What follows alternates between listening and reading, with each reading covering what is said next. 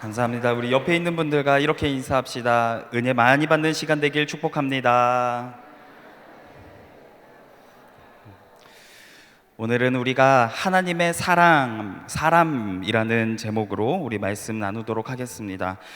제가 시 한 편을 먼저 가져왔습니다. 우리 시 한 편을 먼저 듣고 말씀 나누기를 원하는데 화면에도 준비가 되어 있죠? 네, 화면을 보면서 같이 읽으면 좋겠습니다. 제가 읽어드리겠습니다. 나는 누구인가? 남들은 종종 내게 말하기를 깜빵에서 나오는 나의 모습이 어찌나 침착하고 명랑하고 확고한지 마치 성에서 나오는 영주 같다는데, 나는 누구인가? 남들은 종종 내게 말하기를 간수들과 대화하는 내 모습이 어찌나 자유롭고 사근사근하고 밝은지 마치 내가 명령하는 것 같다는데, 나는 누구인가? 남들은 종종 내게 말하기를 불행한 나날을 견디는 내 모습이 어찌나 한결같고 벙글거리고 당당한지 늘 승리하는 사람 같다는데, 남들이 말하는 내가 참 나인가? 나 스스로 아는 내가 참 나인가? 세상에 갇힌 새처럼 불안하고 그립고 병약한 나, 목 졸린 사람처럼 숨을 쉬려고 바둥거리는 나, 빛깔과 꽃, 새소리에 줄이고 따스한 말과 인정에 목말라 하는 나, 방자함과 사소한 모욕에도 치를 떠는 나, 좋은 일을 학수고대하며 서성거리는 나, 멀리 있는 벗의 신변을 무력하게 걱정하는 나, 기도에도 생각에도 일에도 지쳐 멍한 나, 풀이 죽어 작별을 준비한 나인데, 나는 누구인가? 이것이 나인가? 저것이 나인가? 둘 다인가? 사람들 앞에서 허세를 부리고 자신 앞에서 천박하게 우는 소리 잘하는 겁쟁이인가? 내 속에 남아있는 것은 이미 거둔 승리 앞에서 꽁무니를 빼는 패장병 같은가? 나는 누구인가? 으스스한 물음이 나를 조롱합니다. 내가 누구인지 당신은 아시오니 나는 당신의 것입니다. 오 하나님. 이 시를 들어보신 분들이 있을 거라고 생각이 듭니다. 유명한 신학자이자 목사이신 드리티 본 회퍼 목사님이 남긴 시인데, 말씀을 준비하면서 이 시를 곱씹어 보면서 읽어보면서 참 많은 생각과 묵상을 하게 되었습니다. 올바른 자기 정체성은 다른 사람이 바라보는 나, 또는 내가 생각하는 나가 아니라 하나님의 소유임을 절절히 깨닫게 됩니다. 사람들은 저마다 인생에 대해서 이야기할 때 항해하는 배에 대해서 많이 비유를 합니다. 저마다 나라고 하는 이름의 배를 타고 인생을 헤쳐간다고 흔히 이야기를 하죠. 하지만 정작 나라는 그 배의 뚜렷한 실체를 잘 모르고 살아갑니다. 그저 막막함과 불안함을 가지고 항해를 나아가기도 합니다. 그런 까닭에 나는 지금 어디로 가는가, 이것도 물론 내 인생에 있어서 중요한 질문이 되기도 하지만, 정작 중요한 질문은 내가 누구인가를 쉬지 않고 끊임없이 질문을 던지는 것이 우리 삶에 있어서 중요한 일입니다.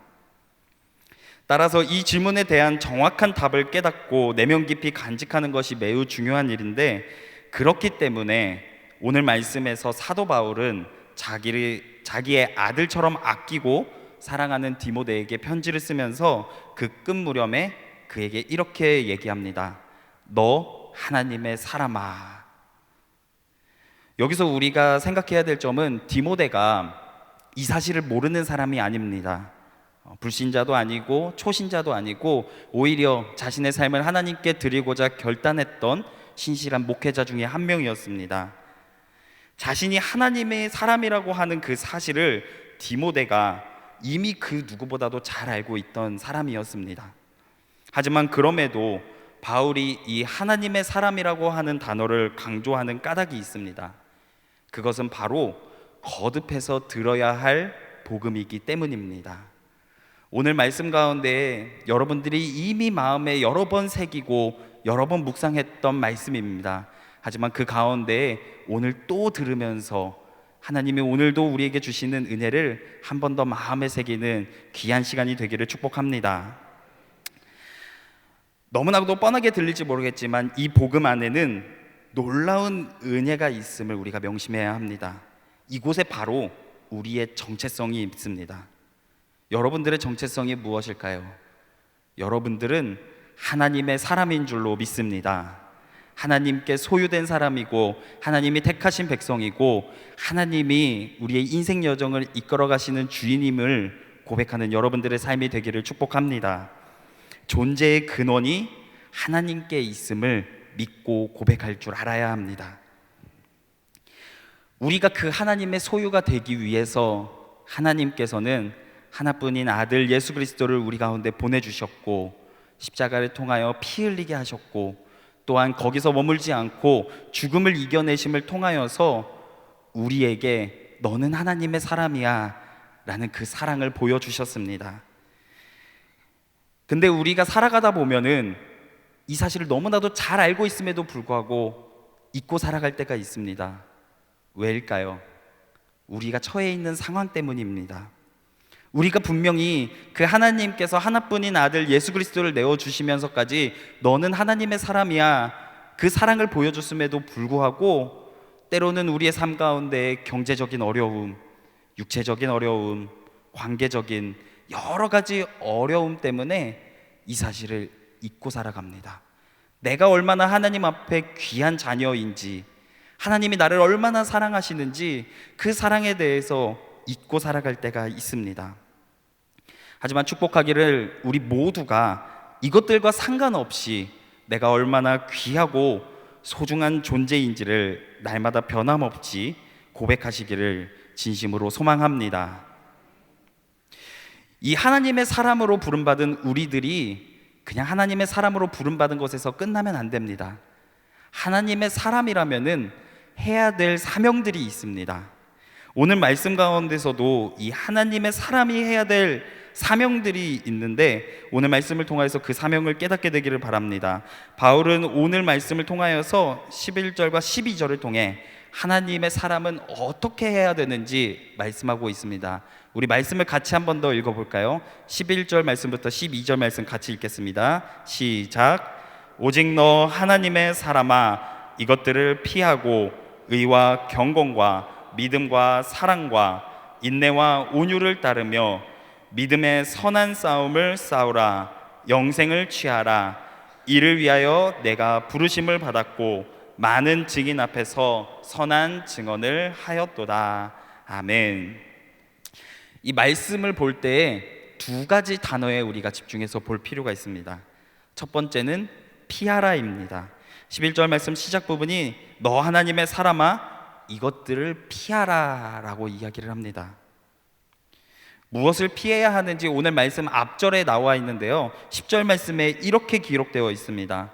돈을 사랑함이 일만하게 뿌리가 되나니 이것을 탐내는 자들은 미혹을 받아 믿음에서 떠나 많은 근심으로써 자기를 찔렀도다 라고 기록되어 있습니다. 성도로서 하나님의 사람으로서 피해야 될 것이 있는데 그것이 무엇이냐면 바로 돈을 사랑하는 것을 피하라는 겁니다.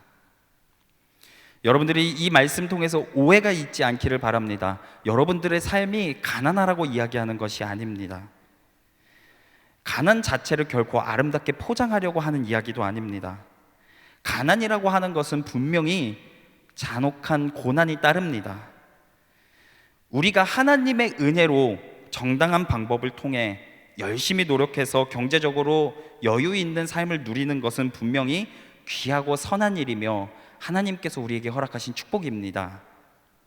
하지만 다만 돈을 사랑하고 추종하는 일은 우리가 엄중히 경계해야 하는 것입니다.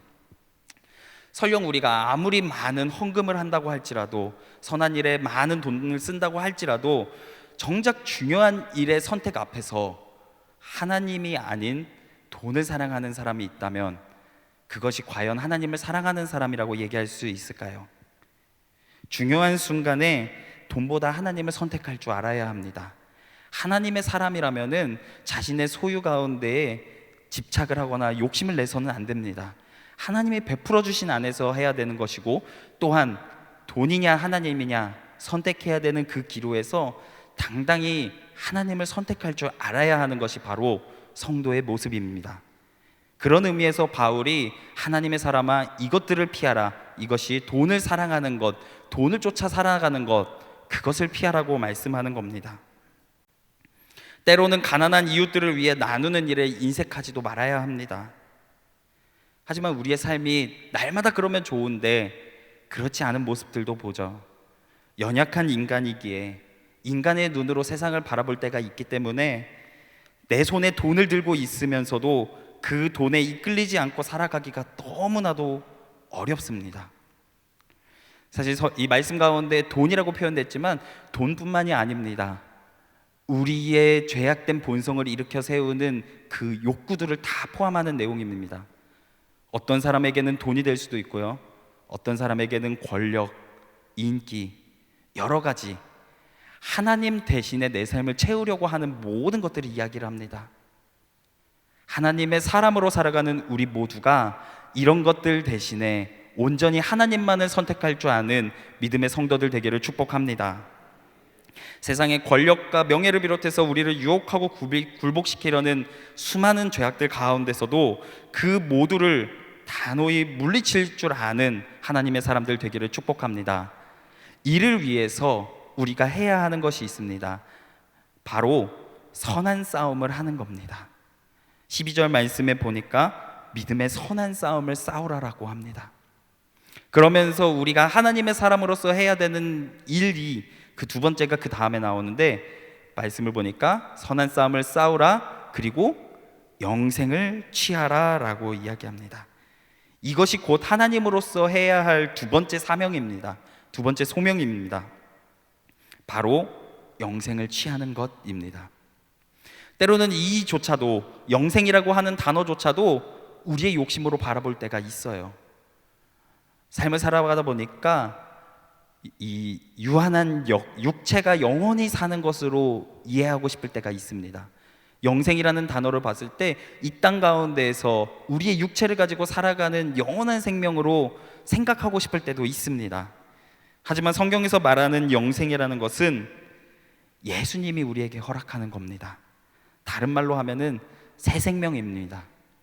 우리의 육체는 언젠간 소멸되기 마련입니다. 나이가 많은 사람도 마찬가지고 젊은 사람, 어린아이에게도 동일하게 적용되는 이야기입니다. 사람은 누구나 유한한 생명 속에 살아가기 때문에, 유한한 시간 속에 살아가기 때문에 언젠가는 우리의 생명은 끝이 나게 됩니다. 하지만 성경에서 이야기하는 영생이 무엇입니까? 바로 새 생명. 우리의 육체는 비록 쇠하고 무너질지라도 하나님이 계신 그 하나님 나라에서 영원히 사는 것을 이야기합니다. 이러한 영생을 취하는 여러분들 되기를 축복합니다. 믿음의 선한 싸움을 쌓아가면서 내 삶 가운데 수많은 죄악들로부터, 나를 무너뜨리려고 하는 많은 유혹들로부터 믿음의 선한 싸움을 싸워내고, 또한 그것을 통하여 영생을 취하는 하나님의 사람들 되기를 소망합니다.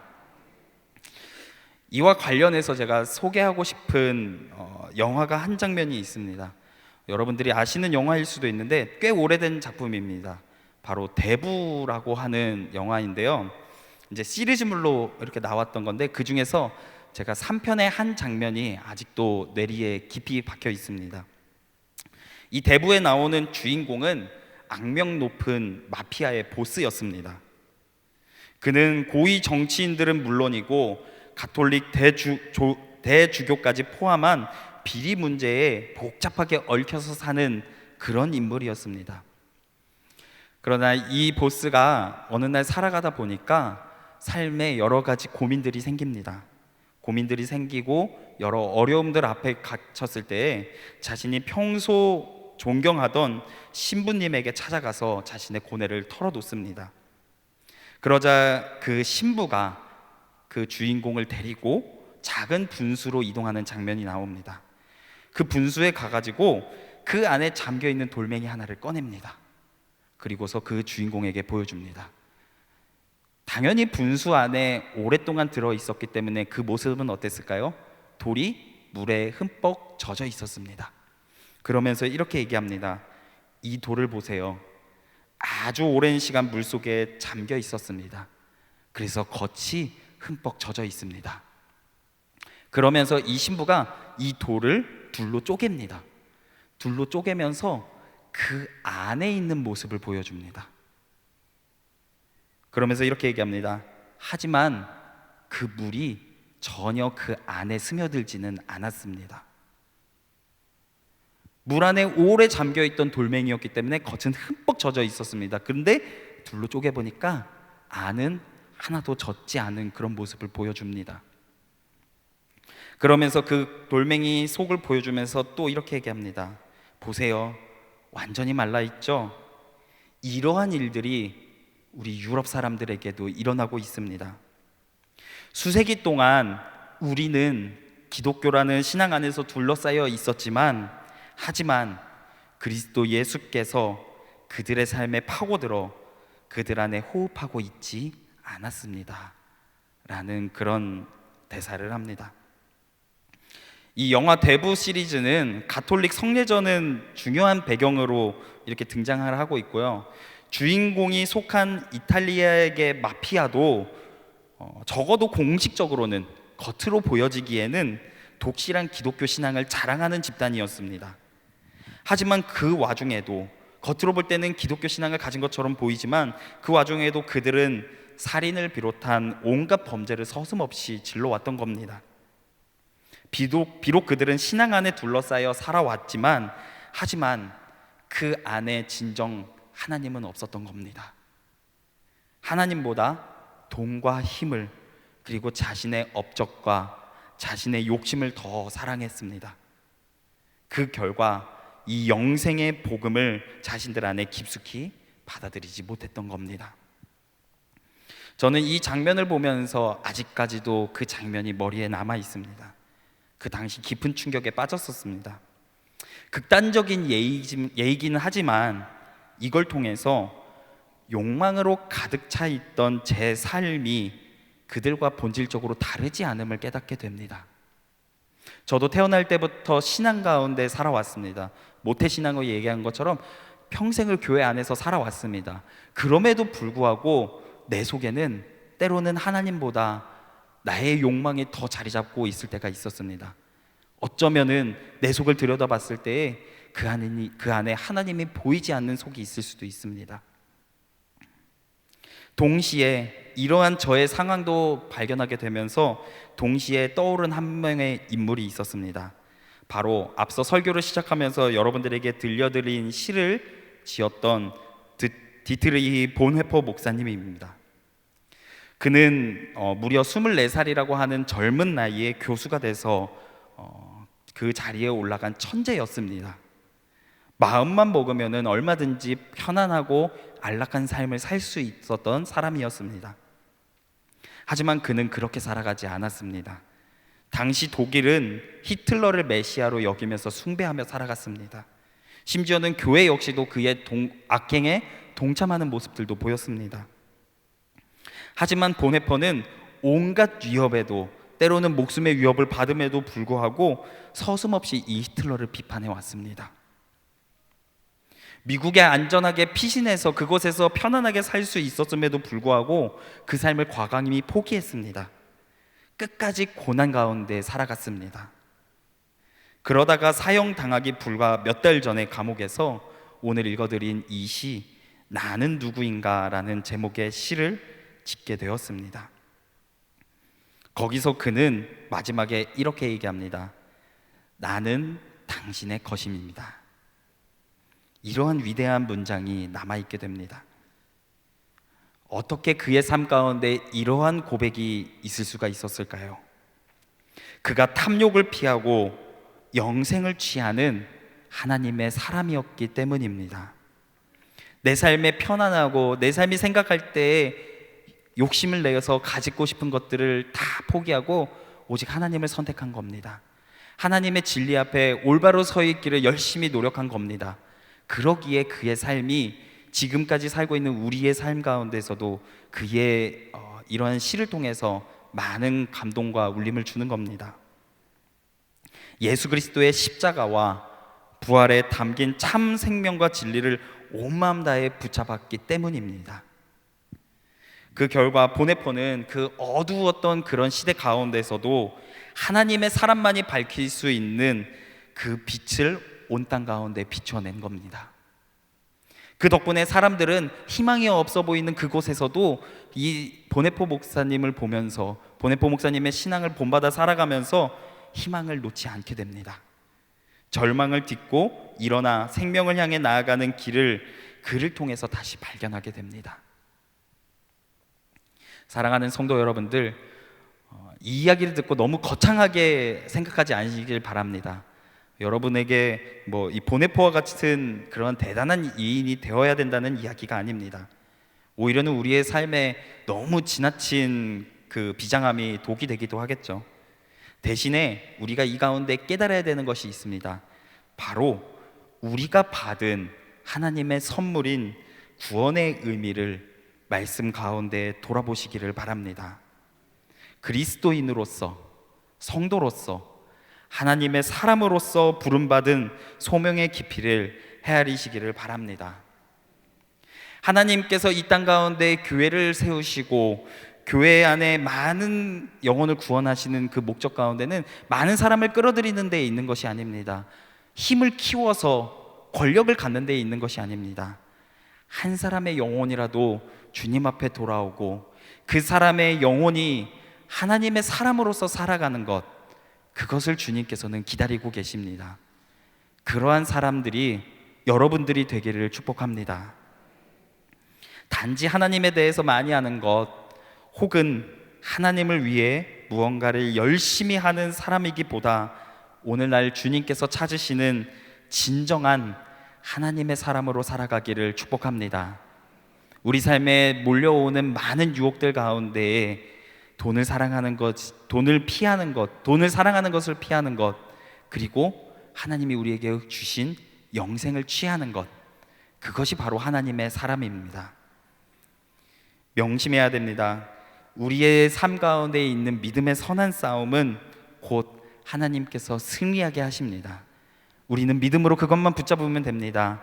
이 세상의 유혹들을 피하고 영생만을 취하며 살아가는 삶, 그 삶 가운데에 하나님께서 함께 하시기를 주님의 이름으로 축복합니다. 그 영광을 위해 하나님께서는 우리에게 모든 것을 내어주셨습니다. 사랑하는 아들까지 내어주시고 피 흘려 죽기까지 그렇게 우리를 사랑하셨습니다. 그 하나님의 사랑을 마음속에 깊이 새기며 또한 그 말씀 가운데, 그 복음 가운데 거하며 살아가는 하나님의 사람들 다 되기를 주님의 이름으로 축복합니다. 기도하시겠습니다. 하나님, 우리 모두가 하나님의 사람으로 살아가기를 원합니다. 결단하며 나아갈 때에 믿음의 선한 싸움을 승리하게 하시는 하나님, 우리에게 영생을 허락하시는 하나님을 우리의 삶으로 주인으로 모시는 하나님의 사람들 되게 하여 주시옵소서. 세상의 많은 유혹들을 물리치며 하나님 앞에 부끄럼 없이 살아가는 성도가 되게 하여 주시옵소서. 감사드리며 우리 구주 예수님의 이름으로 간절히 기도드립니다. 아멘.